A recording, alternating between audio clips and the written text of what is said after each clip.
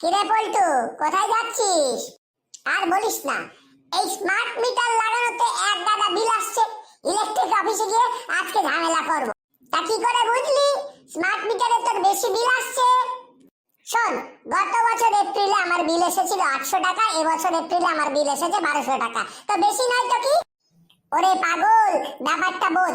আগে আমরা ডিসেম্বর, জানুয়ারি, ফেব্রুয়ারি কারেন্ট পোড়াতাম, তার বিল দিতাম মার্চ, এপ্রিল, মে মাসে।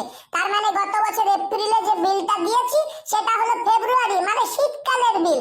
এখন তো মাসেরটা মাসে, মানে এপ্রিলে, অর্থাৎ গরমে যা কারেন্ট পোড়াচ্ছি সেটা এপ্রিলেই দিচ্ছি। গত বছরের সাথে তুলনা করলে হবে। গত বছর এপ্রিল, মে, জুন যা কারেন্ট পুড়িয়েছি তার বিল দিয়েছি জুলাই, আগস্ট, সেপ্টেম্বরে। তাহলে তুই এবছর এপ্রিলের বিলের সাথে গত বছর জুলাইয়ের বিল মিলিয়ে দেখ, তবে তো বুঝবি এবারের বিল বেশি না কম আসছে। ও তাই না?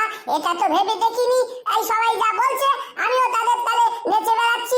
শোন ভাই, বুদ্ধিমানেরা আগে নিজেরা বিচার করে, কারো প্ররোচনায় পা দিয়ে বিভ্রান্ত হয় না।